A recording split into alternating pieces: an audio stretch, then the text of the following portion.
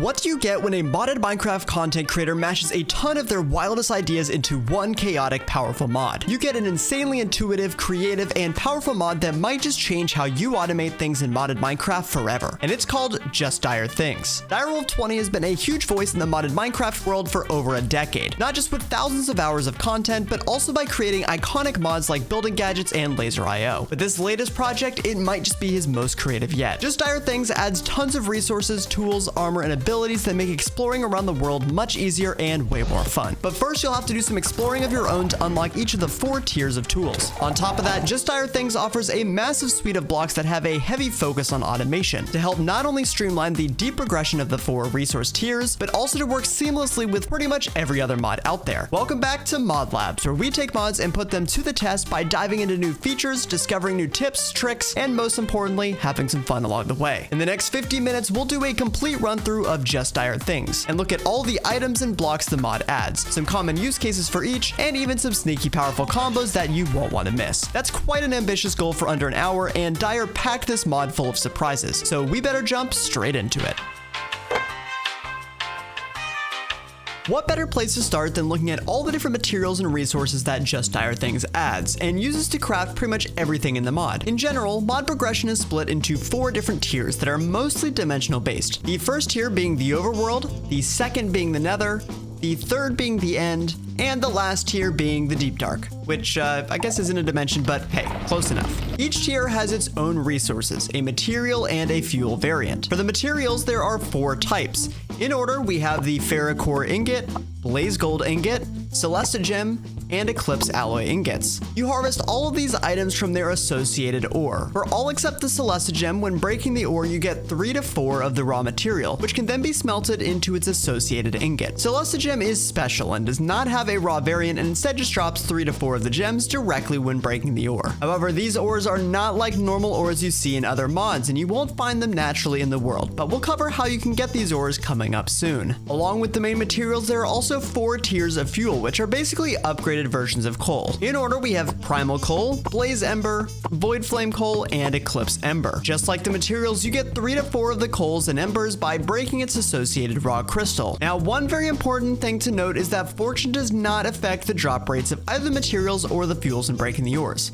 So regardless if we have a plain old pickaxe, a Fortune 3 pickaxe, or even this slightly illegal Fortune 8 pickaxe, we still get 3 to 4 items every time. This may sound a little bit annoying, but is actually a very key limitation in order to balance the mod and the tiers. So earlier I mentioned that you won't find any of these ores naturally in the world, so how do you make any of these ingredients? That's where one of our next key items comes into place. The goo. Not the goo! There are 4 goos with 1 associated with each tier. These goos are really the backbone of Just Dire Things and are used for production of all kinds of resources. The crafting recipe for each goo reinforces the dimensional based progression, so our first tier of goo, the Primogel goo, is crafted using all overworld resources, including dirt, clay, sugar, and rotten flesh. When placing the goo, it doesn't do a whole lot, but you'll see some items that will slowly cycle. These are the items that you have to feed the goo in order to activate it. So for Primogel, we can give it some sugar and we'll see the goo changes colors and makes a little noise. This means we have officially made it to tier 1 in Just Dire Things.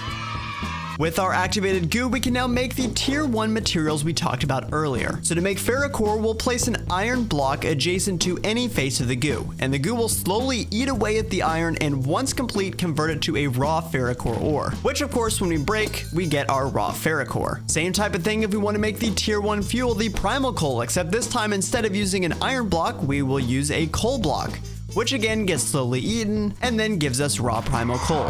Now you'll notice that after doing a couple of conversions, the goo will eventually make a noise and stop eating new blocks. That's because our goo has gotten a little tired and needs some more items to reactivate. So we can again feed it with sugar or any items it shows in the block face to power it back up. To make the next tier of items, we'll need the next tier of goo, which is Blaze Bloom goo. This goo is crafted recursively using the previous tier goo as well as some nether ingredients and some redstone. Again, we'll have to power up the goo using one of its associated ingredients, and now we can make our tier 2 materials. Blaze Gold, which is made with gold blocks, and Blaze Ember, which is actually made from the primal coal blocks from tier 1. With our tier 2 goo, we can not only make the tier 2 ingredients, but could also go back and make tier 1 ingredients using the same goo. Tier 3 is the the Void Shimmer Goo, which again takes the tier 2 goo, as well as some end ingredients like ender pearls, endstone, and the most difficult being 2 bottles of Dragon's Breath. This allows you to make the tier 3 ingredients, Celesta Gem, which is made with diamond blocks, which explains why you don't have to smelt a raw version and is more of a gem than an ingot, as well as the tier 3 fuel Void Flame, which is made using a block of the tier 2 Blaze Ember. And last but certainly not least is the tier 4 Shadow Pulse Goo, which is the hardest craft of them all, requiring all kinds of deep dark ingredients like Skulk, Echo Shards, and Skulk Shriekers. If you're able to get all these ingredients without getting wrecked by a Warden, then you'll now have the ability to make the tier 4 ingredients. Eclipse Alloy, which is made out of netherite blocks, ouch, and the tier 4 fuel Eclipse Ember, which is made with the tier 3 fuel, a block of Void Flame. While the materials are a little easier to make with these goos, just requiring a block of some vanilla resources to make 3 to 4 of the dye ingredient, the fuels get pretty crazy pretty quick since each tier requires the previous tier to craft. And because one block of the lower tier only results in 3 to 4 of the next tier, that means on average for 3 to 4 Eclipse Ember, you'll need 27 blocks of coal, which is a little bit crazy. But to make up for the increasing expense of coal, each tier also has a much longer burn time. For instance, a single Eclipse Ember will smelt 648 items, which is 81 times more than vanilla coal. However, this coal isn't only useful for smelting items, but also creating power in solid fuel generators, or its associated liquid fuel, which we'll talk about here shortly. There are also 2 other items called catalysts. The first is a polymorphic catalyst, which is an extremely important item, but does require you to be at least up to tier 2 since it uses blaze gold in its recipe. Polymorphic catalyst allows you to make our first fluid added by Just Dire Things, called polymorphic fluid, which is made by dropping 1 catalyst into water. The polymorphic fluid is the starting point for all the higher tier fluids, including our next catalyst item, portal fluid. The portal fluid catalyst is made with chorus fruit and lapis, and instead of dropping this catalyst in water, we now have to drop this catalyst in polymorphic fluid to convert it to unstable portal fluid. Early warning, unless you want your portal fluid to instantly disappear, you have to do this conversion in the end. And even once you do it in the end, unstable portal fluid isn't very useful. So you have to use either a tier 3 or tier 4 goo to convert the unstable portal fluid to portal fluid. The portal fluid has some really cool uses that again we'll cover a little later in the tools and machines sections. There is one more resource we haven't covered called a time crystal. These time crystals are insanely powerful, and as such are one of the endgame resources. So we'll save this for the end, but trust me, these things are worth the wait. Hey, Future Reese here. Hopefully you've been enjoying this video so far. If so, I would really appreciate it if you would subscribe to my channel. In fact, based on my channel statistics, only 2% of the people watching this are subscribed. So come on, help me out a little bit and let's see if we can achieve my goal of 10,000 subscribers by the end of the year. Earlier, I mentioned these solid fuels, which are great for smelting items in a fuel generation, but also can make fluid versions of each of the fuels. To do this, you start with polymorphic fluid and drop in a blaze ember to convert it to unrefined blaze ember fuel, which like portal fluid can be placed next to a tier 2 plus goo to convert it to blaze ember fuel. The liquid version of this fuel will work in a fluid-based generator, as well as usually has integration with other mods, such as being a heat source with a much higher temperature than lava. If blaze ember fuel isn't enough for you, then you can level it up again with void flame coal to make unrefined void flame fuel, which requires tier 3 plus goo to convert it to void flame fuel. And lastly, you can convert that void flame fuel with an eclipse ember to make unrefined eclipse ember fuel, which requires the tier 4 goo to turn into eclipse ember fuel. Just Dire Things also adds a fluidized version of experience called XP Fluid. In most modern day mod packs, there are multiple mods that add fluidized versions of XP, and really this fluid works the same as other mods, and they're usually type standardized. So now that we have all these materials and resources, I guess we should take a look at what we can use them for. Similar to vanilla Minecraft, Just Dire Things adds a full suite of armor and tools made with each material tier that we just covered. However, unlike vanilla, for each tier, this gear not only increases its base stats like durability, protection, or mining speed, but also each tier unlocks new abilities and perks. Let's start with Ferrocore. In general, each tier has a full suite of tools including a sword, pickaxe, shovel, hoe, and axe, as well as the armor, a helmet, chestplate, leggings, and boots. But one bonus item is a Ferrocore bow, which has slightly less durability and does slightly less damage than a normal vanilla bow, but does have one perk that we'll cover in the next section. And of course, with any of the Just Dire Things items, you can enchant them with vanilla or modded enchants just as you would with the normal vanilla variants. Since Ferrocore is made directly from iron blocks, it only makes sense that the Ferrocore armor is pretty much equivalent to iron armor, and the Ferrocore gear is mostly the same speed as an iron pickaxe, but with double the durability. Moving to our next tier, Blaze Gold has the same suite of tools, including a new Blaze Gold bow. In terms of protection, durability, and mining speed, Blaze Gold is in the middle of its iron and diamond counterparts, and the bow is a slight upgrade from the vanilla bow in durability. Blaze Gold, however, has a special perk called Lava Repair, which means if you've done some damage to any of your gear, you can actually throw it into lava and it will quickly repair itself back up to full durability. However, using lava to repair items isn't completely free because it does cool down the lava, turning it into obsidian. The third tier, Celestigem, is where things start to get interesting. While the Celestigem items are mostly equivalent to diamond in terms of protection and actually slightly better in terms of mining speed and damage, the Celestigem gear takes a slightly different path towards durability by moving us to the Power Age, allowing you to use power for durability and make essentially unbreakable tools as long as you have the power to go with it. Celestigem also introduces a new tool, the Paxel, which, as the name and crafting recipe suggests, is a mix of a pickaxe, an axe, and a shovel. If you've never used a Paxel before, trust me, these things are awesome. Honestly, I don't know how we don't have some version of a Paxel in vanilla yet. Moving to our last tier, Eclipse Alloy, we now have officially surpassed all vanilla tools in terms of mining speed and damage, and again can use power for durability this time with much more power capacitance, up to 500k RF as opposed to just the 10k RF from Celestigem. And similar to Celestigem, Eclipse Alloy also has its own version of a Paxel, which is definitely the best well-rounded tool in Just Dire Things. One important thing related to this gear I haven't covered is specific to the most important tool in Minecraft. That, of course, being the hose. Just Dire Thing hose are very special because when you use them to till dirt, you convert that farmland to its associated tier. So using a Ferrocore hoe, you get Primogel soil, a Blaze Gold hoe will give you Blaze Bloom soil, a Celestigem hoe will give you Void Shimmer soil, and lastly, the Eclipse Alloy will give you Shadow Pulse soil. Each of these soils functionally work the exact same as farmland, but as you increase the soil tier, you also get increased plant growth speed. Unfortunately, you can't silk touch this soil to pick it back up, but you can use some things like cardboard boxes from Mechanism to move it around,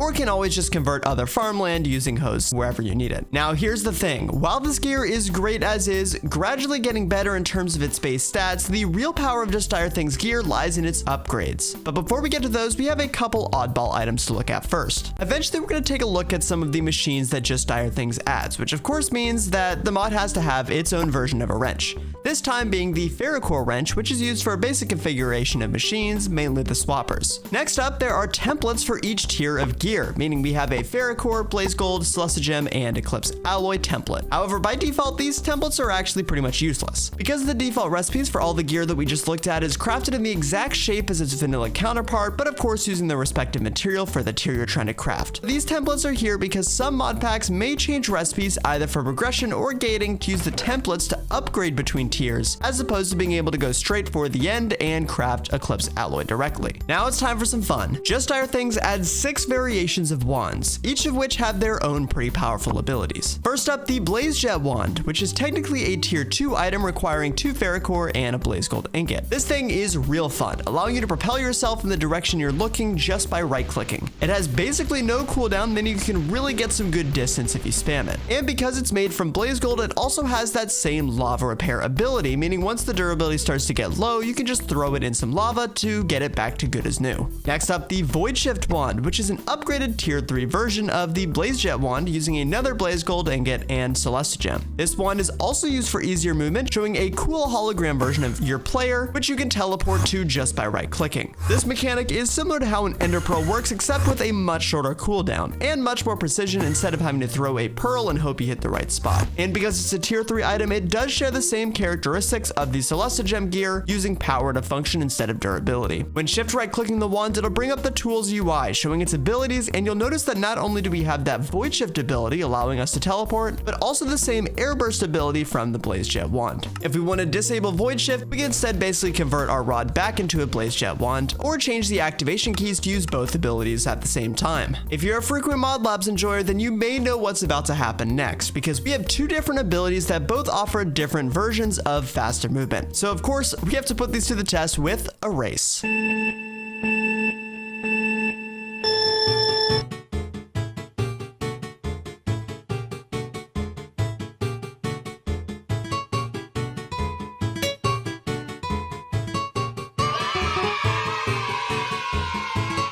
Blaze Jet technically won the race and is definitely quicker in straight line speed, but Void Shift is much more precise and easier to zoom around corners or through different rooms of your base. Plus, the Blaze Jet wand does make me a little motion sick if I go too quick. Uh-oh, am I getting old? Our next one is the Polymorphic Wand, which is another tier 2 wand requiring Blaze Gold and a fluid canister. On its own, the wand doesn't do anything, but when hovering over it, you'll notice that it actually has an internal capacity for up to 2 buckets of polymorphic fluid. If we right-click some polymorphic fluid, we can fill our wand up, and now we can use its special ability called Random Polymorph. This one is a little bit random, but allows you to right-click a mob and randomly change it into a different creature at the cost of 100 millibuckets of polymorphic fluid. This works on both hostile and passive mobs and can be especially useful if you have some bad luck finding certain mobs like I often do, or if you just aren't feeling like exploring or playing a skyblock pack with limited options to find mobs naturally. There is an upgraded version of this wand called the Advanced Polymorphic Wand, which requires a Celesta Gem and an Eclipse Alloy Ingot. This converts the durability to a power buffer, as well as increases the internal polymorphic fluid storage from 2 to 8 buckets. It too has that same random polymorph ability, but also a new ability called Targeted Polymorph. Now when you shift right click on an animal, instead of randomizing it, you can actually save the type of mob that it is. So now when we right click a mob, instead of it being converted to something random, it'll always be converted to whatever mob we most recently saved. This does come at a higher cost of polymorph fluid, but is great for farming mobs in the case that you're only able to find one, but need 2 to start breeding. By right clicking in the air, you can also enter the tools UI to disable one or both of these abilities if desired. Our next one is an even further upgraded version of the Void Shift wand that we looked at earlier, requiring another Celesta Gem and an Eclipse Alloy Ingot, but now gives us a new ability called Eclipse Gate. To show this one off, I'm going to go into the wand UI by right-clicking to disable both Airburst and Void Shift. Eclipse Gate allows you to right-click and basically allows you to phase through a tunnel of blocks. No need to fear, the blocks aren't actually gone, and after a couple seconds they'll come back as normal, but this does allow you to quickly move around cramped areas with ease. But move swiftly, because if you stay for too long, the blocks will spawn back in and encapsulate you inside. The last one is the Time Wand, and this one uses those time shards that we talked about earlier, and is absolutely insane and borderline broken. But again, we'll save this one for the end when we talk about the endgame stuff. Okay, now that you've already seen some of the cool abilities added by the wands, now it's time to look at all the awesome abilities, effects, and upgrades that we can add to the Dire gear that we skipped earlier. Probably one of the most innovative things that Just Dire Things offers is its rich and creative upgrade system applicable to the tools and gear. At least in my version, there are 43 upgrades that add all kinds of things such as utility upgrades, combat effects, tool enhancements, mob or ore sensors, and much more. These upgrades are split into tiers not by their crafting ingredients, but instead by the gear that they can be applied to. When you shift on any Just Dire Things gear item, you'll see some text in gray which shows the upgrades that can be applied onto that item. So first let's look at all the upgrades of the Ferrocore gear. First, we have the Mob Scanner, which highlights nearby mobs, Potion Arrow, Ore Miner, which is basically a version of Vein Miner for ores, Ore Scanner, which highlights nearby ores, Lawn Mower, which trims short and tall grass, Sky Sweeper, Tree Feller, which takes out whole trees by breaking a single log, and Leaf Breaker, which does the same thing for leaves. For the armor, there is Mind Fog, which lowers the chance for nearby hostile mobs to attack you, Invulnerability, which is a temporary ability that, when activated, makes you completely invincible for just a couple seconds, Run and Walk speed upgrades, Step Assist, and Jump Boost. All upgrades, once crafted, can be applied to their associated gear by combining them together in a smithing table. And once applied, you can activate or deactivate the specific upgrade in the gear UI, which I open by pressing the period key. And additionally, you can further edit many upgrades by right-clicking on the upgrade icon to configure things like the hotkey to trigger certain abilities, or other settings specific to certain upgrades, such as the strength of the Airburst ability we looked at earlier. When we move to Blaze Gold, our gear can still use all the upgrades we looked at previously, as well as Auto Smoker, which will automatically spell mob drops, Categorize Wounds, which is an ability that you can activate to use kind of like a med pack that quickly heals you.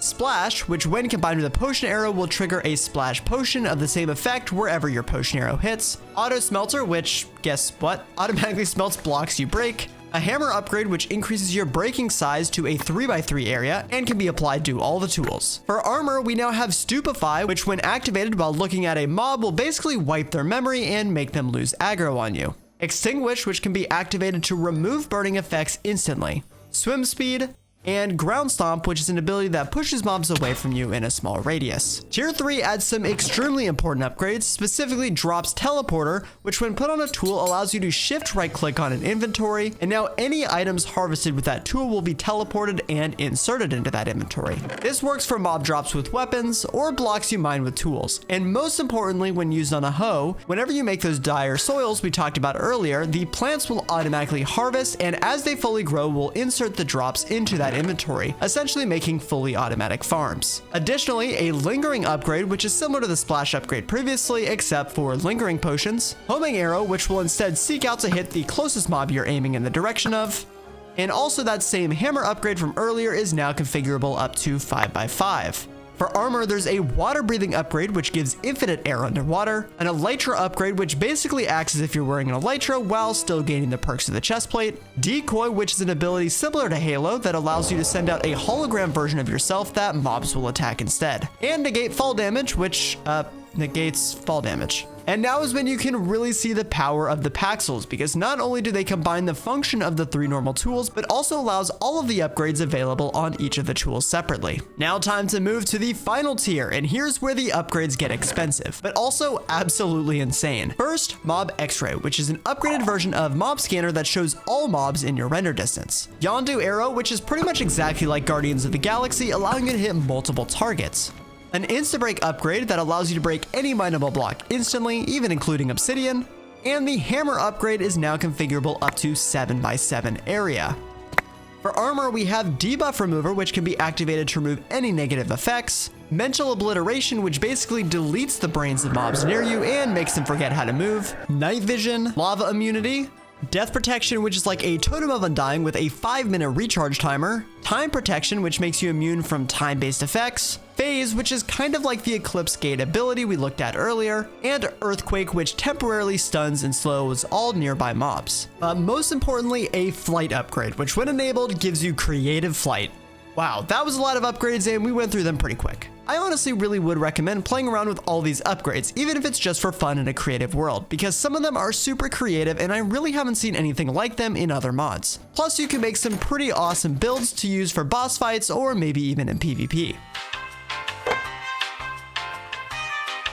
Now that we've taken a look at all the different resources and gear in Just Dire Things, it's time to move to the more technical side and look at some machines. First, with any tech mod, we need some generators to make energy to power the machines. Just Dire Things adds 2.5 generators. The first being the simple coal generator that uses the dire coals that we talked about earlier to generate power. If you use the highest tier coal, Eclipse Ember, you can make just over 2.5 million RF with a single ember at 960 RF per tick. The second generator is the simple fuel generator, which instead of using the coal items, uses the fluid version. This is more efficient than the coal generator with a single bucket of Eclipse Ember fuel making 4 million RF at 4k RF per tick. Now the half generator, which is the pocket generator. This is a mini generator with a small internal buffer that uses the different dire coals to generate power directly in your inventory, and when enabled, transfer that power to your armor or powered items in your hotbar. One thing you'll notice is that Just Dire Things doesn't actually have any pipes for moving items, fluids, or energy. However, these machines work with pretty much every other mod that adds transfer options. So whether it's Mechanism, AE2, or Attack pipes, or the hundreds of other options,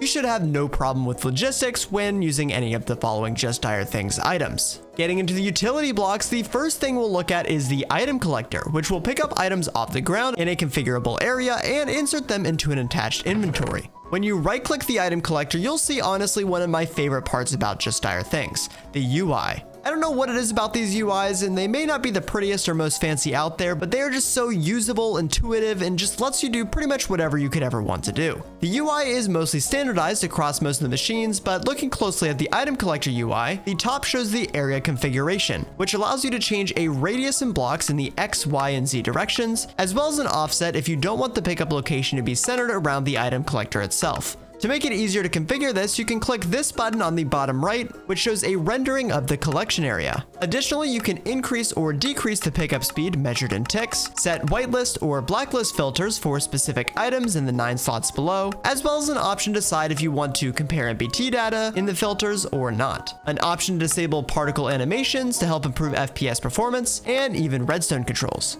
Our next item, the experience holder, is similar to the item collector, but instead is used for XP orbs and has an effectively infinite internal storage for XP levels. The UI looks very similar to the item collector, allowing you to configure range, offset, speed, animations, and redstone control, but instead of a filter, shows the internal storage for XP, shown similar to the player experience bar. You can directly interact with the XP storage by storing or retrieving levels from the holder to your player, and you can shift click to do 10 levels at a time in either direction. There are also security options on the left if you want to lock the holder to only be accessible by the person that placed it, or if the XP is available for anyone to store or retrieve. The last of the utility pylons is the energy transmitter, which has a 1 million RF buffer that will transmit energy wirelessly to blocks in its range. This technically removes the need for using energy cables from other mods if you have multiple machines in the same area. The UI looks very similar with range configuration options, redstone control, as well as filter slots if you want to filter certain blocks that you want to whitelist or blacklist from receiving power.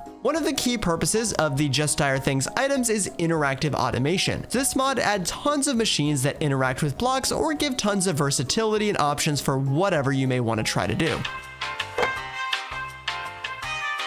In general, most of these automation blocks have a simple and advanced variant. The simple versions have much less configurability and usually limited ability, where the advanced variants have much more options like configurable ranges, filter slots, block face options, and much more. However, the advanced variants also require power to operate as well as Celesta Gem to craft, unlike the simple blocks which only take Ferrocore to craft. The first pair we'll look at is the block breakers. The simple block breaker only breaks the block directly in front of the grinder's side. It requires a tool inside the UI to function, and the mining speed of the tool, including enchantments, determines how quickly the block breaker will function. However, inside the UI, you also have the ability to increase or decrease the machine speed in between operations, as well as redstone controls and options to have the block breaker work as if a player is sneaking while mining. The most basic use case of these is a cobblestone farm. So we'll place the breaker facing the cobblestone, give it a pickaxe, and boom, infinite cobblestone. However, you'll notice that the breaker doesn't have an inventory space, so the broken cobblestone just gets left behind and pops up or burns in the lava. So this is where we can use our item collector from earlier to turn this into a fully functional cobblestone generator.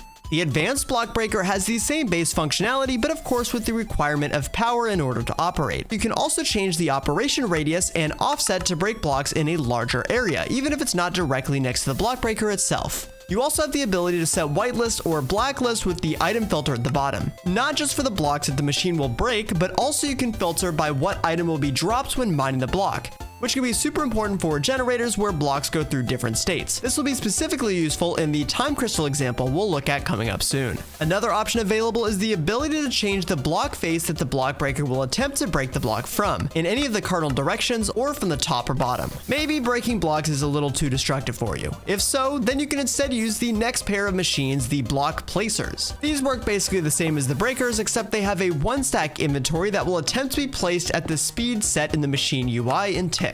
The simple tier even has options to choose which face to attempt to place the block onto in case you have a non-full block item that has to be attached in a certain way. In my experience, the simple block placer is usually more than enough for my block placing needs, but in the rare case that you're looking for more, the advanced variant has filter options and the same ability to increase block placing range and change the offset from the placing side of the machine. So we've broken blocks, we've placed blocks, so what else is there to do? Well, how about drop blocks? The droppers allow you to drop items in very specific quantities and positions, which can be extremely helpful for mods like Botania or Create. The simple dropper has capacity for a stack of items that will attempt to be dropped out the front of the machine at the configurable speed on the right in ticks. You can also change the block face of the block that the item will be dropped from, as well as change the amount of items that are dropped per operation up to a stack. You can also change the pickup delay in ticks that will hold items on the ground and delay them from being picked up by a player or other collectors. The advanced dropper has all of the previous configuration options, but this time has an inventory of 9 stacks, filter options for that increased inventory size, as well as offset options for where you want the items to be dropped from. A cool example for this is using Create crushing wheels. You can drop items directly into the wheels from afar, and even use item collectors to collect the contents and recursively crush certain items or export the final processed goods. Alright, so I think we've exhausted all the possible block states, so our next duo of machines switches gears to fluids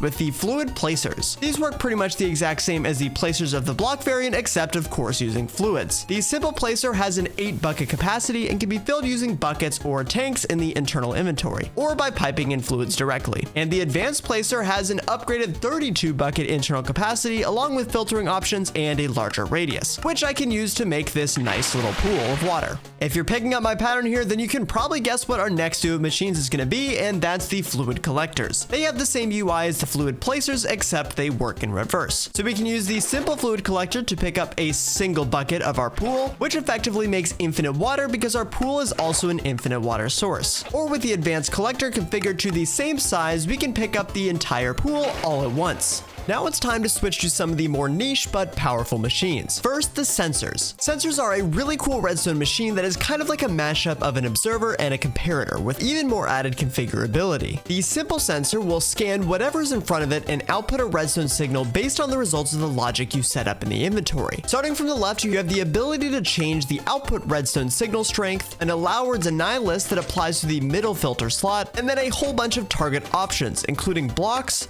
items, air, hostile mobs, passive mobs, adult mobs, child mobs, players, or just all living things. By default, anything that matches the category of the target existing in front of the sensor will set it off. So for example, when I stand in front of the sensor on player mode, it'll send out a redstone signal. But the filter slot allows you to refine further and even allows you to filter based off specific block states. So for something like a redstone lamp, if you right click the filter slot, you can change the sensor to only output on a lit redstone lamp as opposed to an unpowered one. The advanced sensor has the same base functionality, but of course a larger area and much more filter slots for more items. But more importantly, it allows you to set value conditions since you can set a more than one block area. You can set a sense amount as well as change between greater than, less than, or equal to. So with the same lit redstone lamp example from before, we can set our sensor to only output when there are less than 5 lit redstone lamps. So once I turn a couple of these lamps off, we'll see our sensor triggers once we have less than 5 in that area. These sensors have some great use cases for automation setups, specifically setups that have blocks passing through different states. And probably the best example is the time crystal automation, which we'll look at soon. Our last of what I'll call the normal machines are the clickers. These allow simulation of player clicks, which is something that is usually pretty difficult to do. The simple clicker has a lot of the same configuration options as we've seen previously. Most importantly, you have 3 options to choose how the block simulates a player, including options to have the clicker right click, left click, or even a hold click, which can be configured in specific ticks. You can also choose if the clicker should be sneaking when activating, as well as the direction of the block face you want the clicker to interact from. There's also an inventory spot in the middle if you want to give the machine a tool or item that you want the interaction to happen with. And of course, you still have your filter options, redstone controls, and can set the frequency of the clicker in ticks on the right. A simple example is when we place our redstone lamp and attach a button. Normally buttons are a player-only input device in Minecraft, but with the clicker set to right click, we can trigger the button and the redstone lamp in a configurable amount of time. The advanced clicker works the same way with the same perks as the sensor, including the ability for a more than one block area and offset ability, as well as much more filtering options. I actually just recently used the advanced clicker to help automate my resource collection with Geors in my current FTB Skies 2 playthrough. I basically have this clicker here set to right click fully grown crystal clusters with a Fortune 4 pickaxe to make an absolute insane amount of materials. And hey, maybe this is a good reminder if you're interested in checking out my playthroughs of Minecraft mod packs, then you can catch me live on Twitch at MCTC Reese, or you can watch the VODs of my streams at any time on my YouTube VOD channel. I'll give you guys a little teaser that I have a very exciting new series with a new mod pack coming up very soon that you won't want to miss. All our machines up to this point have been tier 1 or tier 3, but our next 4 machines shake things up a little bit, with the first one being a tier 2 machine, the inventory holder. This is basically like a hot swappable inventory that has space for all of the storage spots on your player, including your hotbar, armor slots, and even your offhand. You can push all the items in your inventory directly into the machine by clicking the push items button, or alternatively pull them out by pressing the pull item button, and it will maintain the inventory positioning as well. And if you want, you can also swap between 2 inventories by clicking the swap button. If you like to have very specific inventory setups, whether for building or even exploring, you can save slot dependent inventory reservations by control clicking, which pretty much locks that slot for whatever item you set. And you can even do this for specific amounts of items if you want. You can also clear out this reservation by control clicking the ghosted slot. The player accessor is another way to interact directly with players player's inventory slots, but in a slightly different way. This one basically allows you to insert or even export items directly from your inventory using other machines or pipes. The UI for this one is pretty simple and allows you to set each block face with the slots that you want that slide to have access to, either inventory slots, armor slots, or offhand slots. So if I set the top 2 armor slots and pipe in some Eclipse armor from this chest into that top face,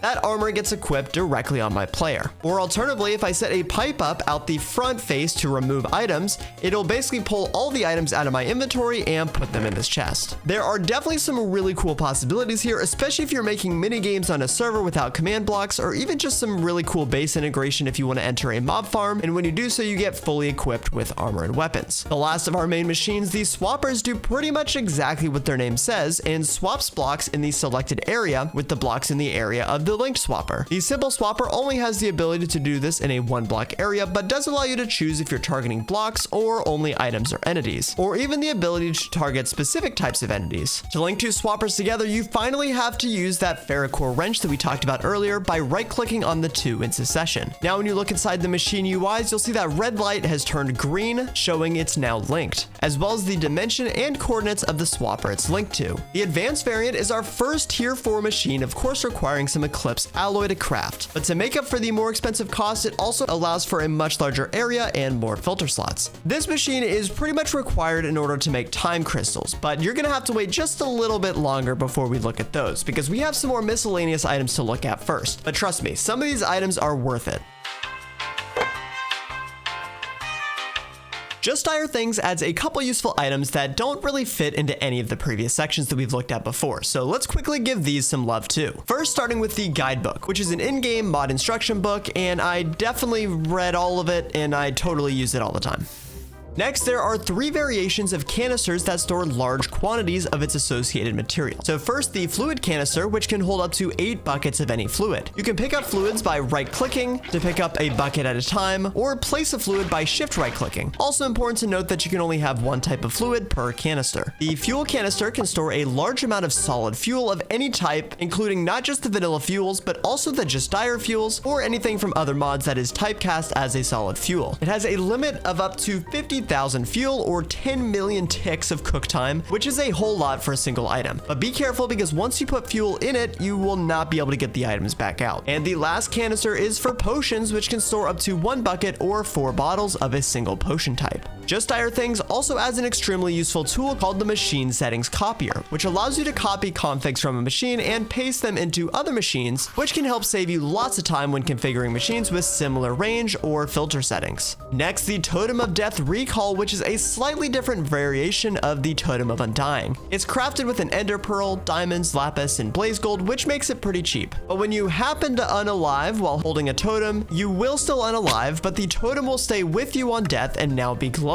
When you hold right click on the totem, it'll teleport you back to where you died, so you can quickly get all of your items and save the journey back. It will, however, consume the items, so it is a one-time use. But unlike the Totem of Undying, you don't have to have this item in your offhand for it to activate. Next is one of the best items, the Creature Catcher. It's basically like a reusable Pokeball on the go that you can throw by right-clicking at a mob, and it will catch the mob and store them in the item. Then whenever you feel like letting them out, you can right-click to throw the creature back at a block, and wherever it lands, the mob will be released. This is a huge quality of life upgrade, especially for mobs like villagers that are normally extremely difficult to get to go where you want, but now they can be moved with ease. It even works on hostile mobs, and if you're feeling super crazy, it'll even work on bosses including the Wither. The only mob it won't work on is the Ender Dragon, so don't bank on that saving you in your dragon fight. Now, I don't know about you guys, but one of my favorite non-Minecraft games of all time is Portal. So what if I told you that you could relive your Portal memories in Minecraft? That's exactly what the Portal Gun does. The Portal Gun allows you to place 2 portals, one with left click and one with right click, and teleport between them as long as you leave the 2 portals placed down. It does this at the cost of power, and just like Portal the game, allows for a ton of fun mechanics since momentum is preserved when moving between them. And of course, you could do the classic Portal fun of putting 2 portals on top of each other and going for a ride. If you want to go one step further, you can make the Advanced Portal Gun, which allows you to save portal locations and open them from anywhere else in the world. However, to balance this this extended capability, you now must use portal fluid, which is made with the portal fluid catalyst that we talked about earlier. To set portal locations, you can open the tool UI, which for me is done by holding the V key. This brings up a circular menu where you can select one of the slots with your mouse. To add a spot, you click the add favorite button, which sets a location at the spot your player is standing. You can also press the edit key to change the name. Now when you right click the portal gun, it'll open a portal that links back to that location that you saved. So this kind of works like a /home, except now you have the ability to have 12 different homes. You can always remove a favorite by selecting it and then clicking the remove button. Okay, we've looked at a whole bunch of items and I guess I've stalled long enough. So let's finally take a look at those long-awaited wibbly wobbly boys.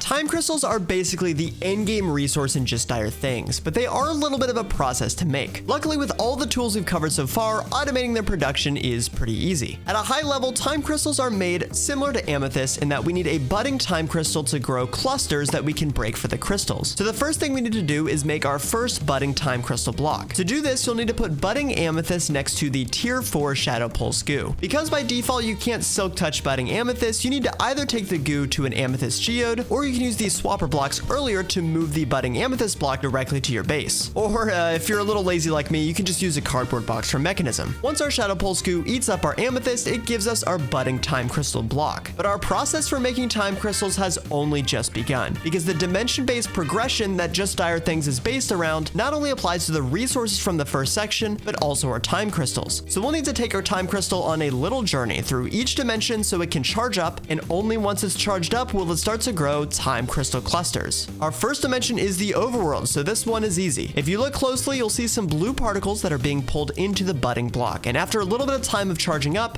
it'll make a noise and turn blue, showing it's ready to move on. Now, you can't silk touch budding time crystal blocks either, so we'll need a swapper, or again, a cardboard box to move it to our next dimension, the nether. Once we move it, the block will go through that same animation and make a sound and turn orange once it's done. Now, for our third and final dimension, we need to move it to the end, where it'll charge up and eventually turn a nice green. Once the crystal is green, it can officially grow time crystals, which it'll do, but very slowly. And eventually the crystal will lose charge and go back to its original state, requiring us to take it through a tour of all 3 dimensions to charge it up again. Except this time we have a problem, because if we move the block with a cardboard box, or even a simple swapper, it'll leave behind all those partially grown crystals. So here's where that advanced swapper is going to save us, allowing us to not only move the budding block, but also all the clusters around it. Now, after another cycle around the dimensions, we have our first fully grown time crystal cluster, which we can break for our first time crystal. Now, that's quite the process to do manually, so this seems like a good opportunity to use all of the knowledge of the Just Dire Things machines that we built up over the last 40 minutes or so to make a fully automated time crystal setup. So we have a couple of problems we need to solve. First, we need a way to move the crystals from dimension to dimension. Second, a way to sense when the crystals need to be moved to the next dimension. And third, a way to harvest and collect the fully grown crystals, which we can do with the advanced swappers, sensors, and breakers. So first, I'll set up 2 swappers in the overworld, configured to the same range that covers not only the budding time crystal, but also a 1 block gap on each side for the crystal clusters. Since these advanced machines have some nice range, I'm also going to go ahead and set up 4 time crystals so we can really up our crystal production. We'll need 2 swappers in each dimension, because you'll need 1 swapper to send to the next dimension and then the other one to receive from the previous dimension. Then we can basically copy and paste this setup 2 more times in the nether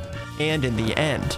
Then we'll have to bind all of our swappers together, so we'll bind our right swapper in the overworld to the left in the nether, and then the right in the nether to the left in the end, and the right in the end back to the left in the overworld, making a full chain of swappers that we can test temporarily using buttons.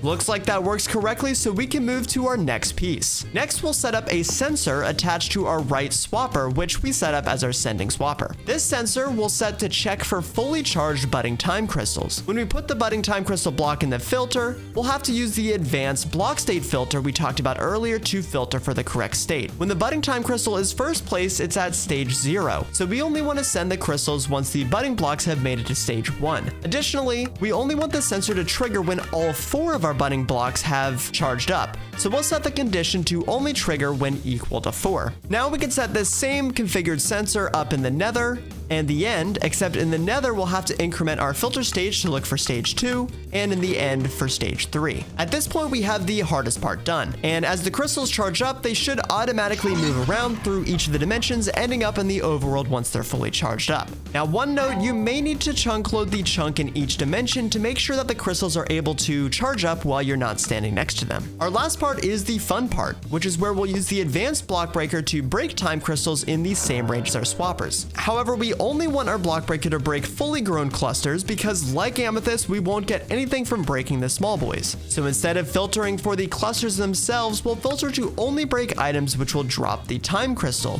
which is only a fully grown cluster. Once we give it a pickaxe, it'll start breaking, which we can use an item collector to pick up and put in this nice drawer. And boom, we've done it. Full time crystal production. Definitely a lot of work to get these boys going, but time to see why this work is so well worth it. The first thing you'll notice is that time crystals are so powerful that they distort time and reality. So while you're holding them, you may experience a little bit of disorientation with your FOV randomly changing and getting randomly sped up or slowed down. So best to hold these in a backpack or a storage system whenever possible. With our first time crystal, we can craft our 6th wand from earlier, the time wand. The time wand allows you to speed up the tick speed of specific blocks at the cost of time fluid. And time fluid can be made by throwing a time crystal in polymorphic fluid. Once we have our time fluid, we can pick it up by right-clicking with the time wand. Now when we right-click on a block, we can speed up the tick speed by 2 times. Or if we right-click multiple times, we can speed it up even more, all the way up to 256 times normal speed. Of course, each time we right-click, we do use some of that time fluid, with the amount used increasing directly with the multiplier you sped up your block. This works basically the same as something like a time in a bottle or the temporal pouch. But the key thing being that instead of using real time to charge up, you can charge it up with time crystals that we've now already fully automated. I use this time wand all the time. Not just because I'm impatient, but it's also super useful for temporarily speeding up machines, pipes, generators, or just pretty much anything you can think of. But time crystals aren't just useful for the time wand, they're also used to craft our last and most powerful machine, the paradox machine. The paradox machine at its core allows you to save a snapshot of a selected area and then restore that snapshot at the cost of loads of power and time fluid. So this means you could put down a whole bunch of ancient debris in our selected area here. Save a snapshot, break the ancient debris, and then activate our paradox machine, and it will slowly regenerate our area back to that same exact state as our snapshot, even though we still have the original ancient debris we broke in our inventory. This doesn't just work for blocks, but for entities as well. And let me say that if you think this machine is crazy and broken now, trust me, it's even more broken than you think, because this means you can duplicate pretty much anything from chests full of expensive resources, or even mobs holding expensive items or backpacks full of items. But you'll have to be careful because there are some checks and balances here, and that's paradox energy, which is seen on the bar on the right. Every time you restore some item, an amount of paradox energy will be added to the machine. Let's just say don't ever let this bar max out, because if it does, you'll create a paradox, which can get extremely destructive and eat huge areas of your base. Luckily, you can solve a paradox by throwing a time crystal into it, but it's probably a little safer to just not create one in the first place. Wow, we actually did it. Every single Just Dire Things item, at least as of recording this video, covered in just under 50 minutes. Hopefully you can now see just how packed of powerful machines and tools this mod is, and the insane amount of new and creative doors it opens for automation of all kinds of other mods. If you found this episode of Mod Labs helpful, or it gave you some new ideas for your next world, be sure to hit that like button. It really helps me out a lot. Or if you have any questions, crazy automation ideas, or feedback for my channel, feel free to leave it below in the comments, because I try my best to read every single one. And hey, if you're interested in keeping up to date with all the latest Minecraft mods and mod packs, consider subscribing so you don't miss the next Mod Labs episode. Plus, you'll definitely want to be subscribed so you can check out my next video coming in the next 2 or 3 weeks that I can't tell you much about yet, but let's just say it'll be covering a highly requested mod pack coming out very soon, which I'll be doing an early access playthrough of on my Twitch channel and uploading to my YouTube VOD channel. Thank you for watching, especially if you made it all the way to the end of this video. I've already said a ton of words about this mod, so I think I'll just leave you with my final thought. I guess you could say that Just Dire Things really is a mod to dire for.